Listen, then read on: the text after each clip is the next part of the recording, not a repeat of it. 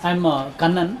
Um, I've come with my wife Nitya. So both we come from a village near Coimbatore. We moved there about a year ago.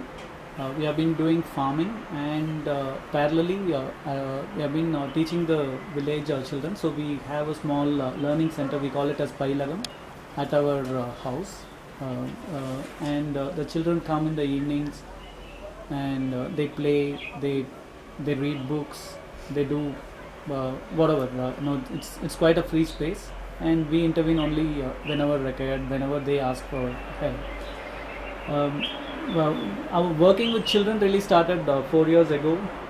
Till then, I was working in corporate, so I had a 12-year corporate stint. Then left that, and we started a leadership training program based on Tirukkural. We heard Mahil singing that song, so that has a lot more. And so we developed a program around that, and I took the program to various schools and colleges in Tamil Nadu. We reached about 4,000, 5,000 students in the over 3 years or so. But I realized, it wasn't really. It was a short engagement, and we were not really seeing the kind of results that we wanted to see, and we wanted to have a longer engagement, probably with a smaller set of students, and so decided to move to the farm, took up farming, and this whole initiative. It's been quite exciting working with children, and we can see a lot of differences.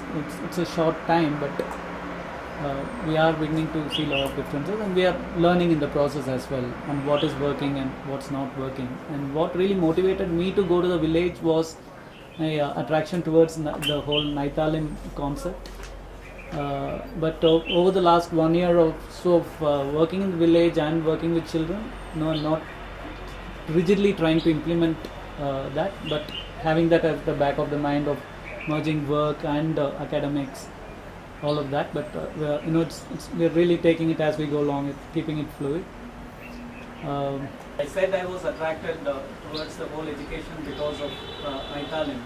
One fine day on train, I was reading Fukuoka and Marjorie Sykes, Naithalim together, and suddenly it dawned on me, let me take it up. So that's why I took up farming and thought of starting a school on the farm. But the more we started working in the village, I realized that I didn't want to run a school, a parallel school that is going to compete with the government schools. So I really wanted to work with the children there informally, rather than starting a formal school and getting caught in complying with various regulations and finishing a B.Ed for which neither of us are qualified. She's a doctor and I am an engineer, and I believe we need an arts degree to even try to attempt a B.Ed. So the more we thought about it, logistically it didn't seem okay, and I also started feeling, let me start working with government school children. I haven't started working with government schools yet, but that is also there at the back of our minds. But more of working with children there informally and trying to see what we can do, and allowing that to grow organically into whatever it will. And the whole Naithalim also, while I started off with that, I know we have kept it in the back. We are encouraging children to work, play, and learn in the process, but we are not really forcing it on them. I'm not saying come do this work and I'm going to teach this particular concept through the work. It doesn't happen that way, but we are encouraging them to work and play, and something or other is being learned by them all the time, and we are just facilitating that process. Maybe a gentle nudge here and there, or sometimes it happens naturally, like if we invite the children to work on the farms, they'll just pick up some coconuts. Suddenly we realize we form rows and columns and start teaching multiplication or division. So that happens sort of naturally, not without forcing it. So it's a tough blend, a disciplined Naithalim approach with a free child-centric independent, with a lot of focus on the children's freedom. So somewhere I'm trying to blend the two. But for now, strictly working within the government system, allowing them to pursue their school study and seeing how we can really augment and enhance their learnings that they get from that. And the good thing is the government schools give them some amount of freedom which you will not find in an urban private school, so they have enough time. They have time to loiter. They're not under too much of exam pressure except during 10th or 12th. So we have that much space to work with them. So, like Kanan said, we come from a village which is 45 kilometers from Coimbatore, and for the past 1 year, we have shifted there, and we started working with the village children, and we started having the kids at home. We have opened up our library things and this thing for the kids. So the children, working with the children gives me more energy. And work experience is like Kanan said. After I'm basically a dentist. I'm not working now on that area. I started working with him like leadership training based on Thirukural. So we started moving around in Chennai, working with the government schools and other children. We thought we have to take it little more deeper. That's why this moving to a farm and that learning center is happening.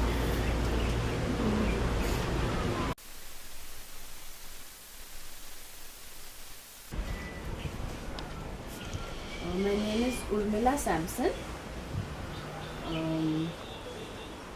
I don't belong to any particular organization formally, but non-formally what shall I say, contribute to many things which are happening more almost like in a popcorn style. I never know how I'll end up doing what I'm doing. Because I never have any particular plan. I wake up every morning and I realize this is the thing I have to do today.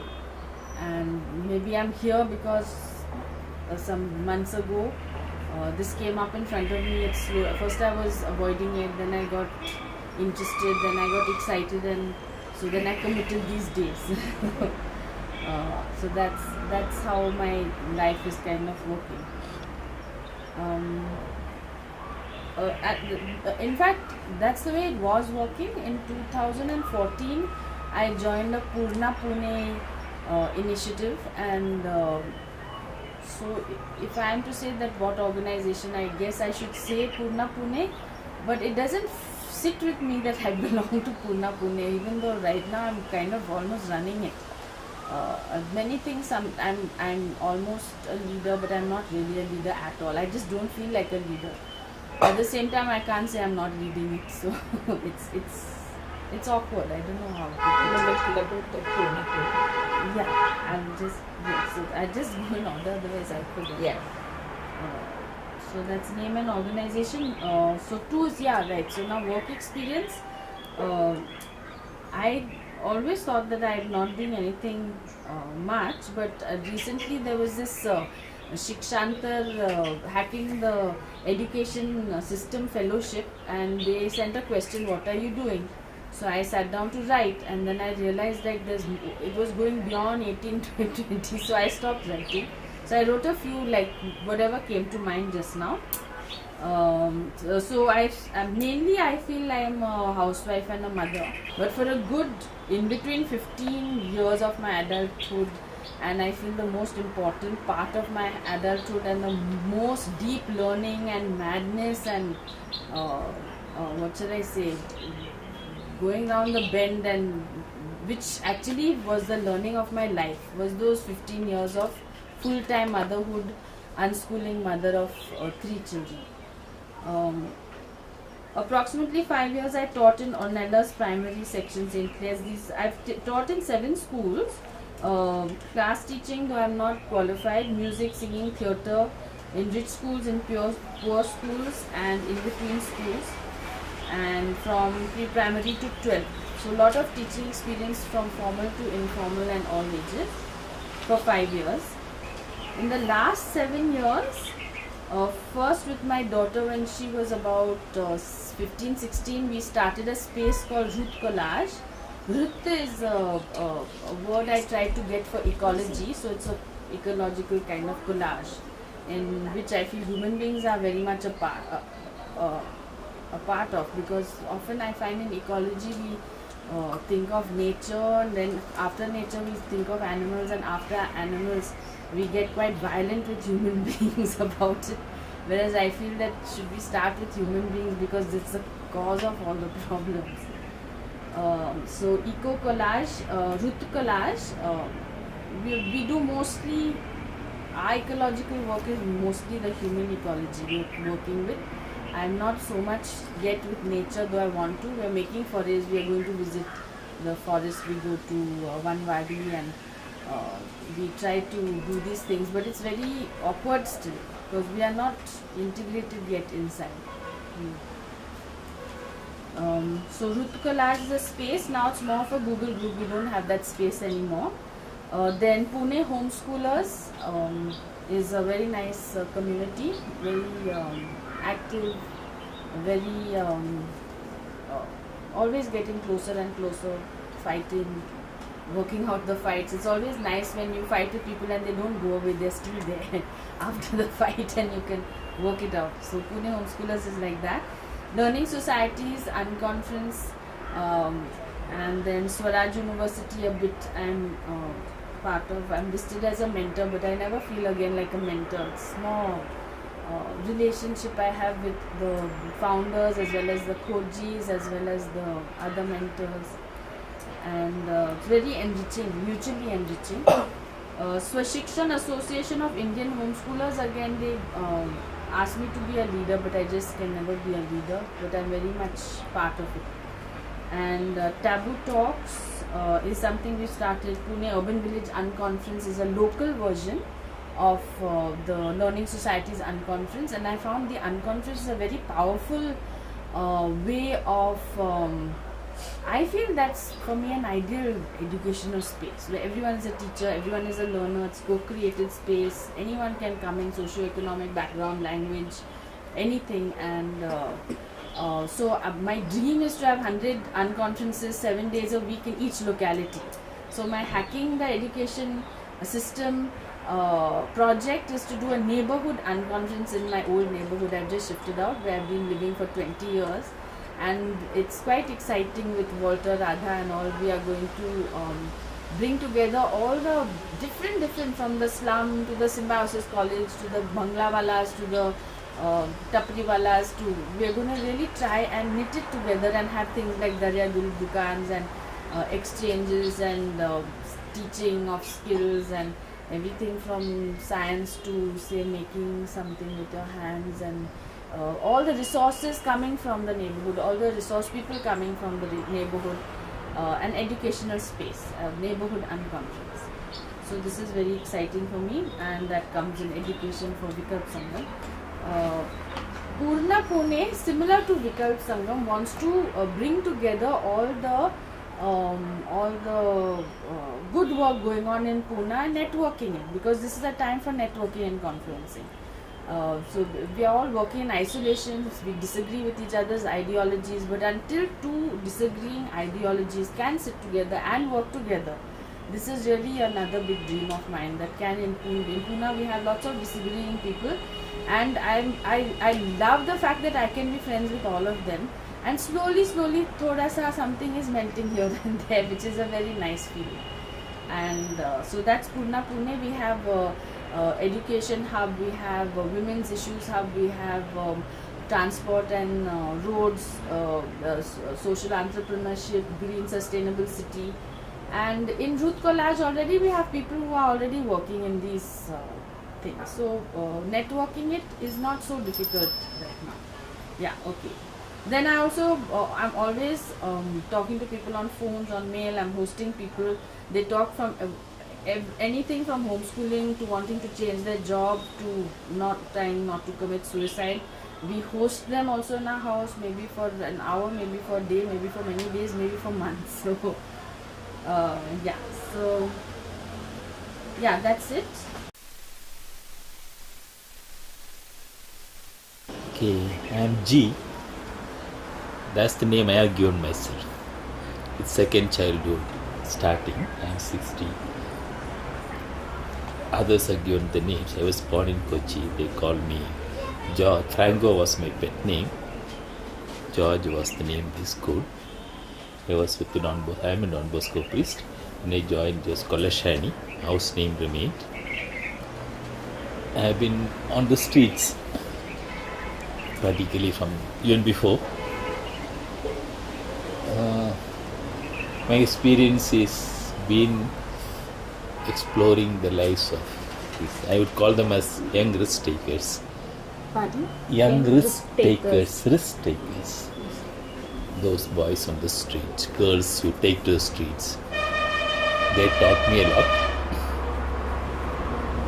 In fact, I've been shaped a lot by what my experience was from my school days, college days in fact. I got involved in Kochi first, then in Bangalore, and that has been continuous process across. Right now I am coming from Mangalore, where I was with a group that is working with it's a network again, not a network, it is a informal group which is looking at children in contact with railways, looking at the policy on national policy, how it can be shaped. A group which has come from different parts independently, who would like to look at an alternative to what is happening in the whole society, the rules.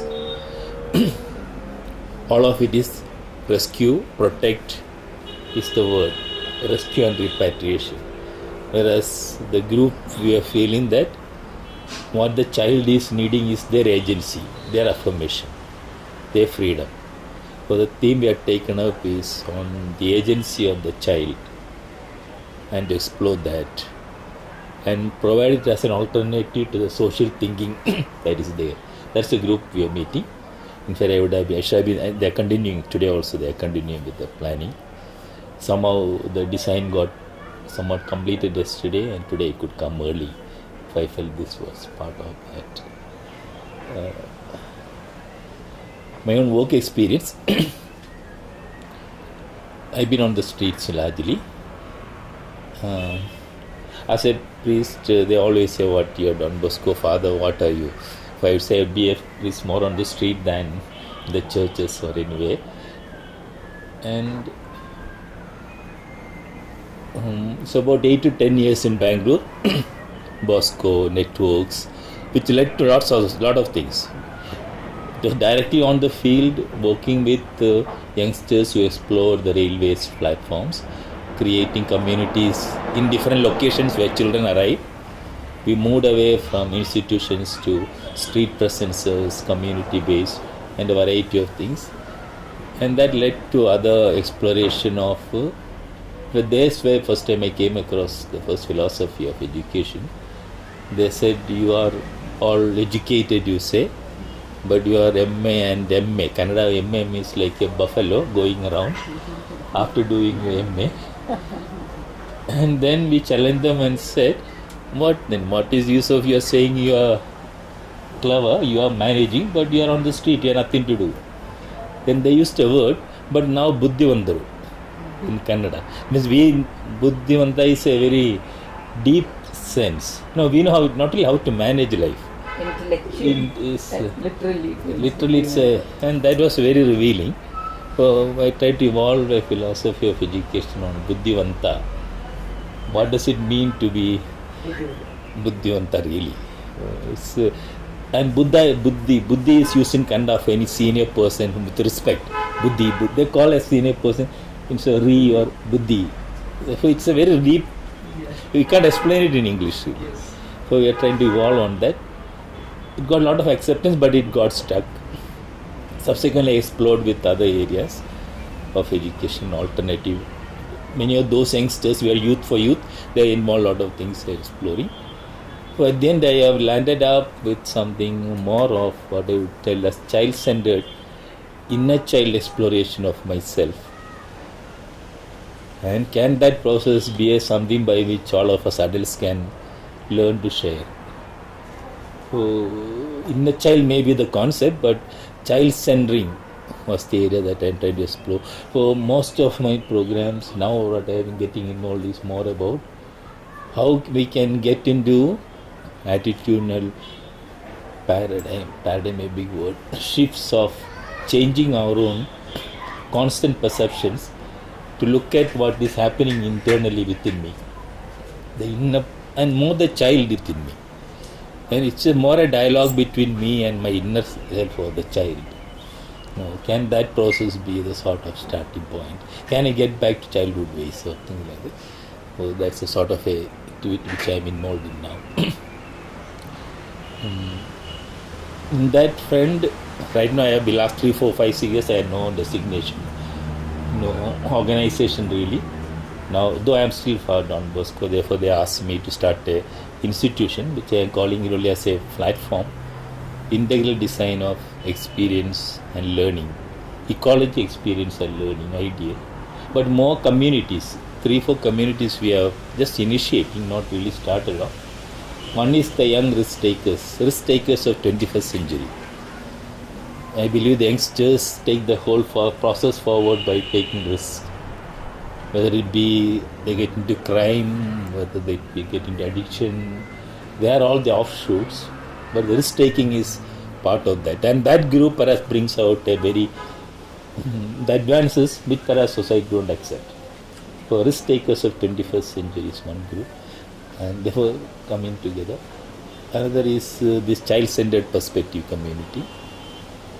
A group of people who go through different sessions, we share on platforms to bring together, and then with the different groups which are similarly around.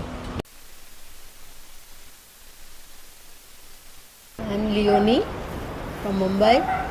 I'm with Shruti and John. Basically, my work experience has been in the area of mental health. I've been a counselor for many years. But around 15 years back, I started doing behavioral training. So the training which I do is mainly in corporate sector, but I've also done a lot of training in NGO sector. And I've also been involved in a project of the Times of India. It's a newspaper in education project where they do training for children in schools. So it is mainly life skills training. So I have done training for children in schools in Mumbai, all more than 10 schools. And they also have training for teachers. So some of the things which I've done is this, using more creativity in your teaching, or how do you use mind maps and those kinds of things. So my main area of interest has been mental health, even though I'm not doing much of counseling now. So for me, I see this life skills training for children as a means of preventing, them from having to go into counseling later on. It helps them in dealing and coping with their life situations. So, and recently I've also started working with the children in our own building, taking them for life skills, and as an incentive I started them on teaching them memory techniques which will help you in your school. And actually it's the motivation there was more a selfish interest, because Shruti would come back crying, how the children tease each other and things like that. So I thought, okay, let's get them involved in something. And now they have got involved in this environmental project in the building, So it kind of has had this snowball effect.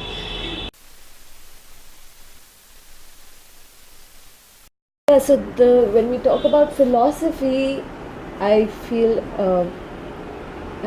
grateful that I've landed in a place like Oroville, where I am protected by a bubble. It's a community y'all are all, for me, working out there in the world, which is a bit more difficult because you have all sorts of kind of forces, so to speak, to work with. Whereas we are a bit more protected because to a certain degree we are living under an umbrella of philosophy. Not everybody in Oroville will say that they follow that philosophy, but in one way or the other it is there on some level. In a subconscious way, people are there for that, and so that is easier. It's just easier, that's all, nothing more or less than that. So in terms of our little school that we run over there, it is just an experiment in seeing how learning can happen within the community. Same as I think what Urmila was trying to say, what is happening in Pune, but it's happening in Oroville, it's just much easier because the whole community is so supportive of it, and it's easy to function in that way. So basically it's taking the learning out of the classroom into the community, and that's the attempt. It's as simple as that it's community based rather than classroom based, because there is also a very strong sense, and we feel it in a very tangible way, that there is a power in the community which not any of us as individuals have, as facilitators or as learners or whatever. It's suddenly when there's a group, then the dynamic completely changes and everything just goes on to another level, which just does not happen as individuals. So that's the kind of thing that we're trying to tap into over there. In terms of integral education or Sri Aurobindo's philosophy, it's really this thing of that we are to understand the different planes of the being and to be able to integrate them. So you were saying in the morning about movies, and we're not anymore in the mind and you're working a bit more. So he would say that is coming more from the vital, so to speak, in his language. So to understand where things are coming from, which part of the being, and then to be able to integrate all of that is the basic philosophy. It's easier said than done. I don't think that there is an integral school that exists, and I'm not even pretending to understand or fully practice it. It is it's just inspiring enough to know that there was somebody who understood it, and it helps once in a while to refer to it. That's the maximum at where at least I am at. My name is Vijay Bharatiya. All the unlearning processes started very early phase of my life, and I changed my surname into Bharatiya, and somehow I loved experimenting with all ideas that I had, and the life started that way. And in the very beginning of my life, decided not to take jobs anywhere and not to pursue or force myself into the academic field, but explore my own learning my own way, long way back, much before all the alternative things were happening.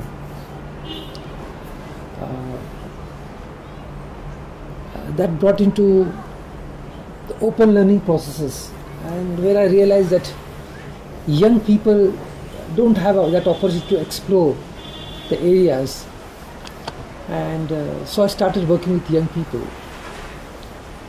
So that was the beginning, and working with young people, that itself taught me many things into all these areas, that alternatives that you are working, because young people are interested in everything, so you have to get exposed to those elements also, and then try to interact with them and learn from them. So focusing on young people and focusing on processes, that has been main thing in my life. The processes where you are not dictating the terms, but the processes evolved in a way where young people feel their identity, and they grow in a very natural way, the way they would like to see themselves over a period of time. So experimenting with the many things, at the same time creating leadership among young people in a very organic way, has been my way of working. And one of the key philosophy which evolved through a process was to work with young people. one of the critical elements of working with young people was not to guide them. This is the one thing which I decided very deliberately, not to guide them at all. Secondly, to open up young people to commit mistakes in life. Rather than, okay, you should not do this thing, that thing, do it and see it yourself. So create an environment or a circle whereby young people feel that openness to share their concerns, needs, whatever it is, right or wrong, they share it. And they start experimenting with their own lives. And at the same time, they come together to share their own things. So that evolved. Other very important thing which I did was not to offer any incentives to young people. If you don't join this thing, then you'll get this thing or that thing. Show them no lollipops. You're coming there for your own purpose, for your own learning. If you're interested, you come, or you don't come. So that process, I think I struggled a lot in the beginning. It took me almost 3 years to gather 5 young people. Because everyone used to come, oh, we'll come, oh, it's very nice, we'll come, but they will never appear. But once 5 people came together, it made a lot of difference. Then the process went on then. Even without me, the process went on. And that was very interesting for me. So, creating a meaningful dialogue among young people, try to see one-to-one connection I was more comfortable with. Rather than giving lectures to young people, I would prepare a follow-up of all the workshops and seminars rather than doing myself. So I always see that where the young people get the platforms. So I had to send young people there for the exposure. They come back, they learn, and it went on. So almost I think we have some leadership in media created through this processes. Then in environment and ecology, some young people are working. Then society, culture and peace. There's very good young people coming up to take up responsibilities. So many areas, alternatives are there, but alternative leaderships where people can hold the ownership of any idea and work on it. That's important, because many experiments have taken place over a period of time, but leadership has to emerge in each field, whether it's politics or anything, any field you take up. So how do we nurture that leadership? That's a very important thing for me. That's my own concern. There, education learning, I bring education learning to that. How young people can be exposed to all these elements in a holistic way. Whatever they pick up, whatever issue they want to work, there needs to be a multidisciplinary approach in all the things. How do we cultivate that? So that has been the area of my working. And as G and John were making presentation, one of my young people have been my source of motivation. For other thing is newspaper. When I was in 8th standard, I got exposed to the newspaper, and that to Indian Express. I think that made a lot of difference in my life, into critical thinking, into looking at the human issues, and so many things happened. So I used to collect all the cuttings. I had collection of 50,000 articles on 50 different subjects. But unfortunately, there was a fire and everything went off. And I heard about John long way back, and I had very eager to meet him, because the documentation, I loved documentation. But anyway, I'm meeting you today. So newspaper has been my favorite thing. I believe that if you can have a newspaper, a daily newspaper for young people, which at the doorstep, just a 4 pages, and at the doorstep you can give them so much things are happening, which the normal newspaper doesn't carry those news. So there are many things happening, but young people are not aware of it. So if you can have just, even if they don't go to school, just read that newspaper, that's enough for them to make their life. So there are many ideas that can work on. So I also love on working on those ideas. But more than ideas, important is who will catch these ideas. So I always try to tap young people who is interested in what, and give them ideas. Okay, work on this, work on this, work on this, and try to see how we can create platforms, because support base is very important to implement those ideas. So how we can create the support bases in different places, different people are there. With Swaraj University also we did a lot of experiments where mentors are, the coaches come and they need some help and processes. So that has been going for a long time now. I would like to say that the group that I formed in '85, the Young Experimenters Group in Ahmedabad, where all these experiments we were doing, one of the key things we did was our group was open to all. Open to all in the sense, all religion, all caste, all ideology. You may believe in any ideology, even RSS, normal. Please come. So at the time we would have socialist, we'll have what call believing in Hindutva also, youth will be there, everybody will be there. So that was, I think, coming together of these youths and spending some 1 or 2 years together, themselves the transformation started taking place in realizing what is reality. Without lecturing them about the ideologies, that itself, because I said if you believe that is true, go and do it something and see yourself whether it's truth or not. So that discovery among young people of having those platforms for young people to come together, an open platform, I think that is what is needed today also. Rather than creating ideological barriers, let them come, interact, because young people are looking for something, they are looking for opportunities, for interaction, like they are risk takers, they want to move out, okay, and violence is one thing which attracts them a lot. So if you want to bring them to other things, you need to create more platforms. I think adventure is one of the elements which we can bring very powerfully, because young people like adventures. So there are many things, many experiments can be done. This is what I realized.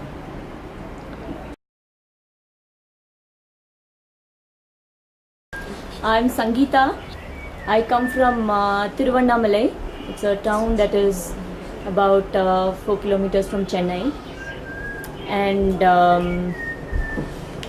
just moved last year. So I'm actually from Chennai all my life. Just moved the last 1 year I've been in Tiruvannamalai. To talk about my experience in this that's relevant to this process briefly.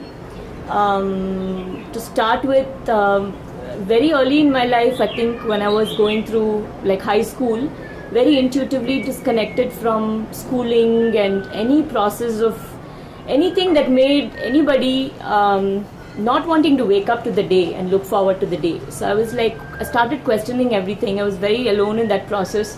I couldn't name it. I was very confused, but I was always a school topper, class topper, but never like going to school. And in my 10th standard, I decided that I was going to walk out with absolutely no one to process it with or no support. I went and joined a vocational program for my 11th and 12th. I joined tailoring, and after I joined, I also became a school topper. And I really rebelled and joined. So that was like the beginning of my journey from then on. It was very intuitively decided, there was no homeschooling forum or alternative education, none of that. This is early 90s.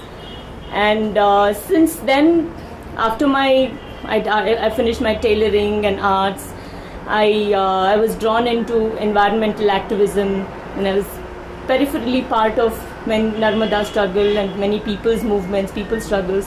One question led me to another. So I worked with a panchayat leader for 2 years because I was drawn to Swaraj and rural economy, air health, and all of these things I dabbled with for two years. I worked in IIT with youth for 2 years, part of their NSS program, because I believed in working with the youth. So I was traveling in all these different areas and always loaded with questions. So I'll find there'll be a newfound interest and area, and that soon hit many questions and dissatisfactions, and I'll move on to the next, and constantly moving, traveling, restless, and so that was my own learning, and that process was very fulfilling for me. There was a lot of instability in that whole time, but I was a very happy, exuberant person, and usually not understood, not supported, but whatever, I was super happy.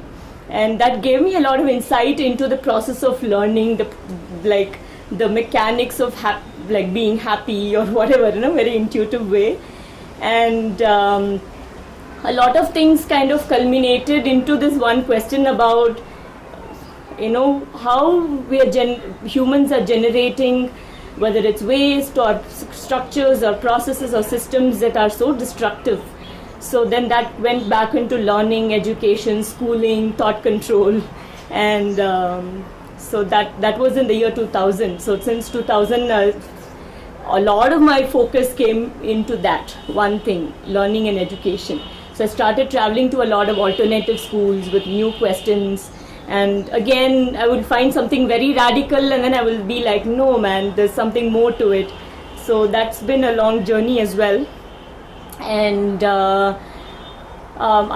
my daughter, so we decided not to send our child to any school, and in Tiruvannamalai last 1 year we experimented with the Marudam school, and now we again back to unschooling, traveling school, learning, whatever you want to call it. And through this 7 years of being with a child and observing a lot, I have been, like you said, dialoguing with my inner child, and I realize that every dialogue I have with my child is actually a dialogue I'm having with my inner child.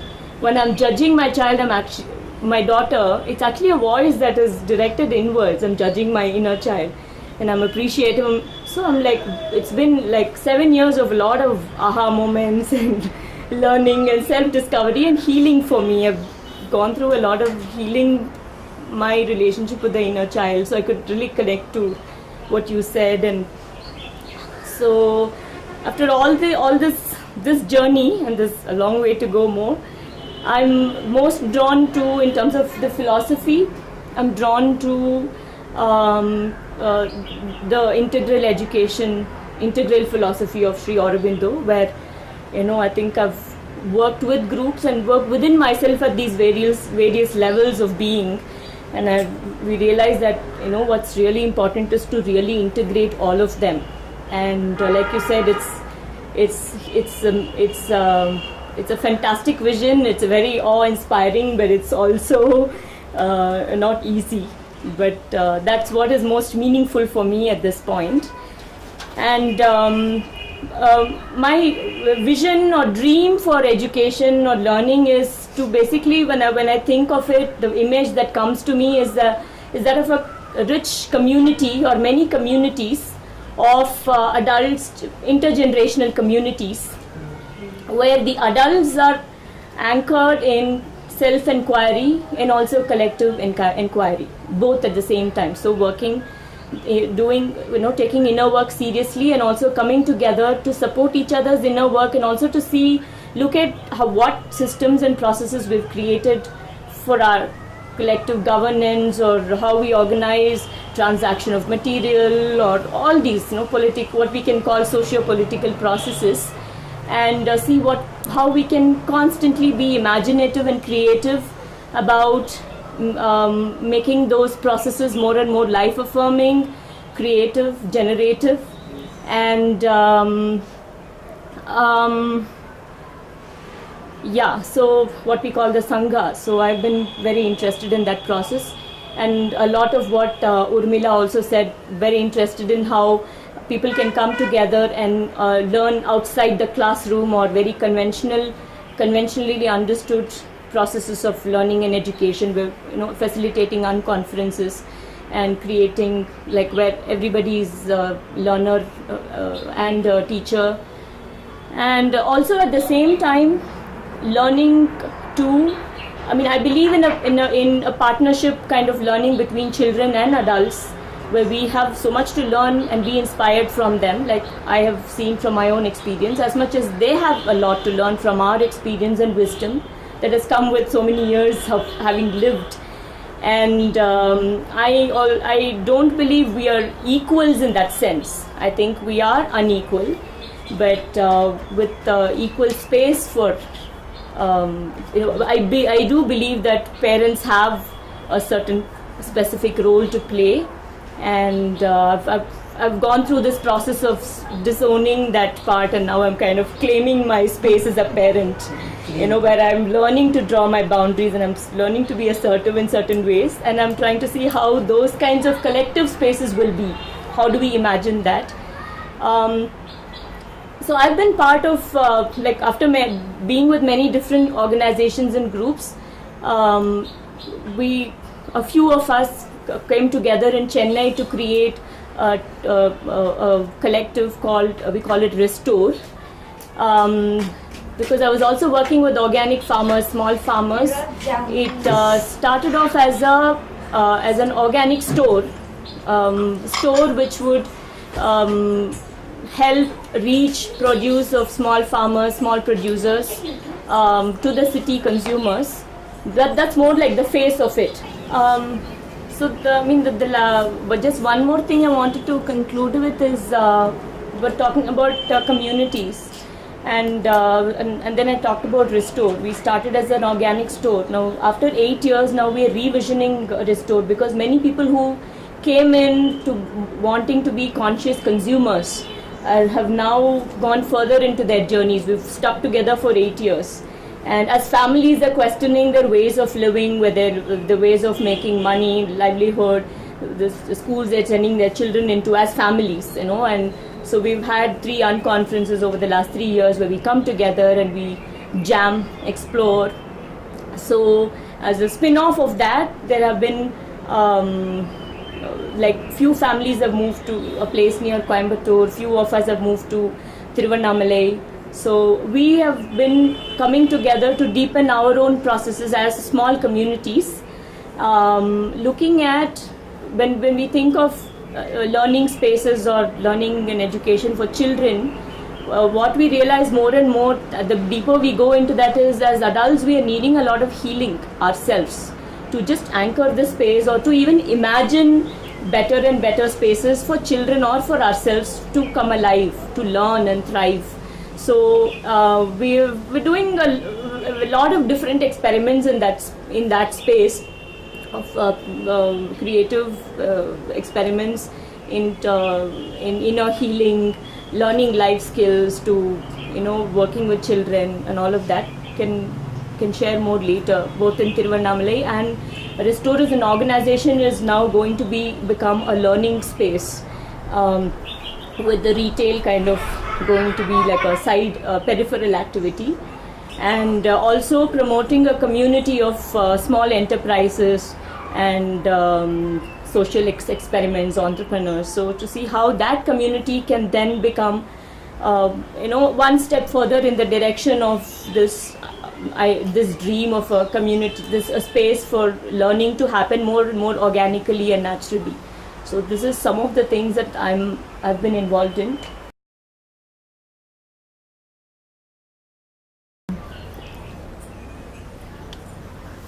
I would like to start my introduction with the location in which I grew up, which was Mahabaleshwar, and there we lived on the banks of a lake, and we had forest. We lived in the forest. My dad had started putting boats in and getting permission to put boats in the lake, and slowly people needed chai and coffee and refreshments, so a restaurant came up in the forest area.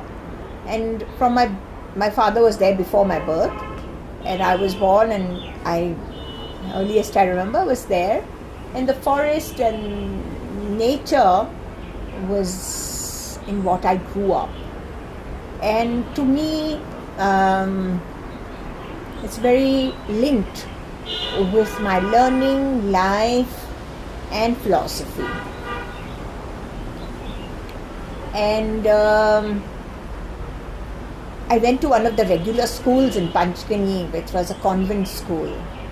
And there, it was, I won't say we had a dull moment. It was full of interesting stuff going on, but it was all to do with questioning and rebellion and doing what you're not supposed to do. So, and when I thought of it later, I felt a bit tired and exhausted with it. I was wondering why I couldn't have spent my childhood with less questioning. I also want to say that I was in a convent school, so I was exposed repeatedly to the life of Christ and the stories of Christ, and that was highly inspirational. and for that I am very grateful. Hearing, the parables of Christ, we sort of heard them in different ways all throughout the years, and that stays with me and remains with me till today. So then soon after school, which I questioned a lot when I wasn't in it, and I didn't know that it was not a consciousness that I am questioning this, not a consciousness which was all the time permeating myself, that I'm doing this out of a positivity. Partly it was out of a positive thing, and I had confidence in it.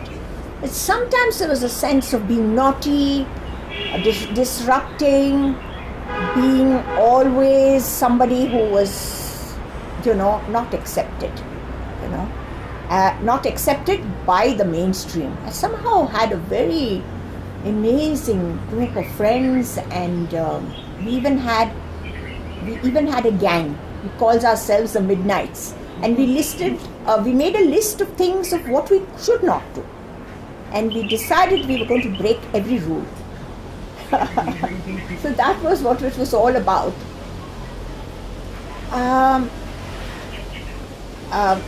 Then we started the farm, and the decision was, rather than to go for a mainstream kind of life in the US, where Peter, my husband, would be doing a PhD in education, the choice was not to take that and to be on the land. And it was a big experiment, a lot of pain, and it was a lot of learning. Sometimes we didn't know whether we would survive through it, because we didn't even have our own money. So independence and self-determination, self-reliance was at the core of it. And through the years, because the land and interacting with the land gave us so much of learning, that this place developed into a place where the focus, we did do some amount of growing of food, and we had some small systems of alternate energy.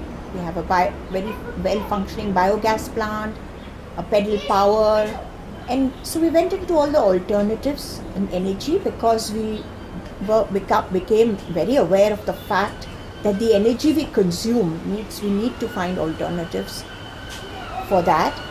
But the whole process became an amazing learning canvas, and one began to feel, because Peter was very much in education, he had done his master's in education, and then one began to see that actually the curriculum is here, is on the land. It's in living, it's in our relationships.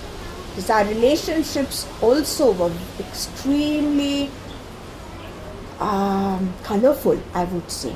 Extremely colorful, and we learned a lot, because we experimented with all possible ways of living and relating. And we also slowly became aware about how our traditional practices, or I would say our each person's community backgrounds, how they played on our contemporary readings and learnings and interactions. Because there was a big conflict. There was a conflict between the way communities have developed and some of the nuances that have come about in social interaction. And that was a time, it was in the late 60s and 70s, we started this farm, we started this experiment in 1972. And that was a time where there was a lot of churning going on. And of course, we were exposed to it. And we wanted to try it out, we wanted to experiment with it. And yet, there was at a deep level, there was a lot of conflict inside, whether we really could do this, whether we really wanted to do it. So now today, the idea is why I am so involved and interested with doing the Vikalp Sangha and why it excites me is because there's a clear mandate about the ecological sustainability, and through our practices of learning we realize that nature, ecology play an important part, and of course equity, justice also are equally to be looked at and considered. And how can our processes of learning be incorporated in life, and not only out of the classroom, because this out of the classroom talk is there, but there are thousands and millions of us who are in the classrooms and are not going to get out of them that fast. And how do we do justice for the processes to which they're going through right now, and how can we put our mind to that? Of course, on the other hand, how we can radically change things around, I am very interested in it, because in a way, life is all about learning. And how can we bring this learning process to a point where it can point at what is really relevant to us, what is dear to the heart of the child, the learner, and the facilitator, and how we can learn collectively with decision making, collective decision making, and not the way it is at the moment, where the child is just a silent absorber, a sponge of what is given by the system, but where the child can be involved from the very start to think and learn, right up till the last stages of our lives, where we can question and live with harmony and compassion. That yes, I had read Nai Talim, Marjorie Sykes, Krishna Kumar's the Listening to Gandhi, and it fired me the idea of looking at work, work, because here we worked a lot on the farm. It was through the work on the farm that we learned so much.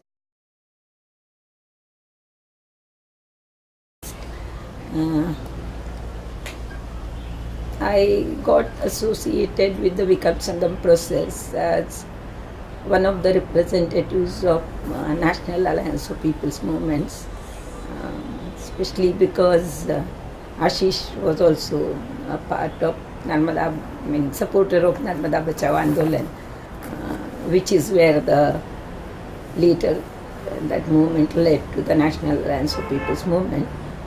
And I had also got involved, and I am with the Narmada Andolan in this. Basically, I am trained, like the two of you, in biotechnology, molecular biology, all the things which are the way they are exhibiting now are directly opposite to what we are trying to reach.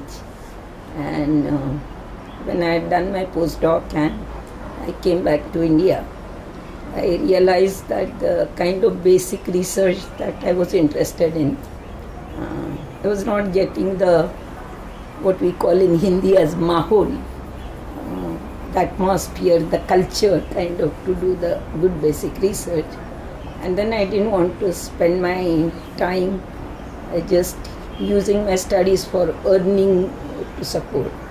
So I thought I am a risk taker from my childhood. So I chose to do something that is that I like, rather than just doing the bad research. So I was always interested in children and people and learning from things around. So as a biologist, to some extent with environment, so initially I had started interacting with people, groups from People's Science Movements, and in Maharashtra we have it as Lok Vigyan Sangatna. And I was trying to learn from other people who were in the social field. Then at some point I met some friends who were in the process of trying to think, develop a group on what should be the vision of education. We were a few people who were dissatisfied with what was seen in the schools and in the education sector, and we wanted to collectively develop a vision as to how it should be. And none of us were anyway formally trained in education. The senior most was Dr. Vasant Parshikar, who has been in YE and is considered as a think tank. The only other male was a retired teacher, and the other 7 of us were women. And in that collective learning, me from a totally science background, not knowing much of social sciences or anything in education, but I heard and learned, and then we went visiting or reading to some extent. So we learnt about Gandhiji's philosophy and the earlier version, and now over the time learning about Nayi Talim in the present context, as Anil Sargopal puts it. By the way, that CD I had put on the table is my good habit. Okay. So then that study group led to a school after 18 months of conceiving, a school called Akshananda, which is now completing 25 years. It is based in Pune. You are all welcome to visit it anytime. In that, what we had decided is there's a lot of good work doing outside the school structure in the informal sector. It is child-centered methods used, but somehow it doesn't reach the mainstream. And as somebody else was also saying, I think Mona said that so many children are in the system. So we have to find out a way to reach good things to them also. So we decided to use a loose platform or format of the school, but taking all the freedom to use our language and translate it into, and using informal or non-formal methods. And fortunately, we could explore that space to quite an extent. And Maharashtra's education department being in Pune, they first tried to just observe us and then slowly recognized us. So that was the fortunate part. So this is my one story in the details of action, and then we can go later. I have a nice pamphlet on that, but unfortunately it's only in Marathi. So I'll just, this is a kind of tree, and the other things tell what all we do or we don't do, and it's written by children. And the best thing that I like is we have space to make mistakes and learn from them. So these kind of things, so you can have a look at it later. Maybe Urmila can help translate later in informal. I'm not so good in informal interactions. The other thing that I'm associated with is the Jeevan Shalas of the Narmada Bachao Andolan. I have a CD, we can see later. I met some of the children from the Narmada villages when Medha Dai was on a hunger strike in 93. And it was shocking to me that some children saying that the government never had a school in our village, and our villagers and some other friends, they tried to have a school, and now the dam is going to submerge it. I was so moved. I said, it's not worth spending our time and whatever skills I have in just doing something for myself. If these people need help, I should go. And the children had invited, and I went to the village. And it so happened that it was a small school in a hut, which was very close to the river. And the only teacher, the only adult there, as you were saying in the other school, 3 adults. So the only teacher, he wanted to go for his marriage. The only 2 other adults were one person to help bring the water from the river, and the other one to do the cooking. So 3 adults and 40 children. And the teacher wanted a reliever, so I stayed there. And then I wrote a small article saying that my life school. So I learned so much from the children.